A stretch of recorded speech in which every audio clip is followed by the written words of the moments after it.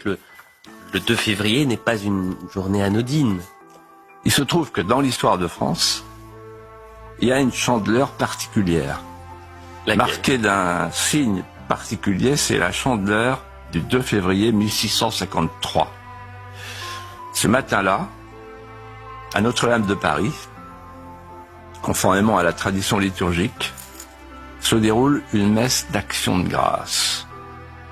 C'est la joie dans Paris.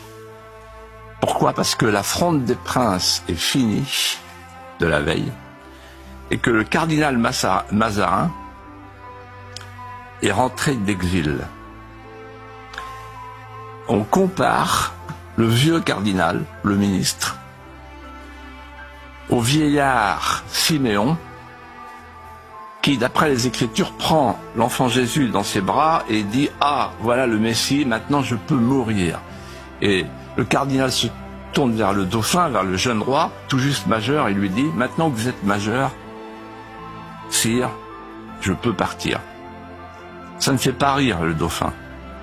Il est sombre, alors que la chandeleur, c'est le retour de la lumière et du printemps.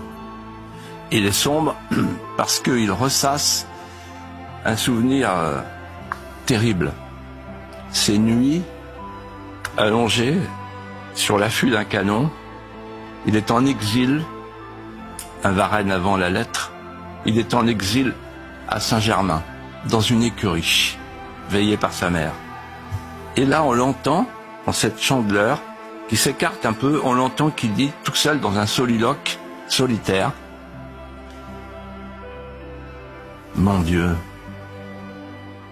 ce que c'est que d'être roi de France.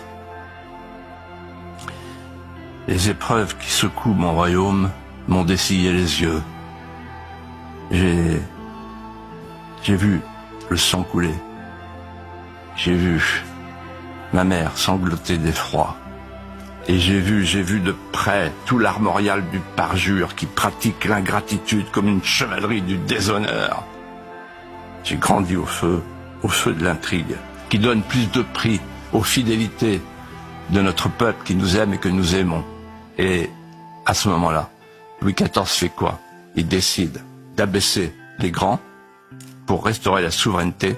Il décide d'abaisser les juges pour restaurer la souveraineté. Il décide à ce moment-là de rétablir l'ordre. Il dit « Je suis né pour l'ordre ». Et donc il prononce le mot souveraineté, comme on dit au cinéma. Toute coïncidence avec une situation actuelle où le mot souveraineté reviendrait est purement fortuite.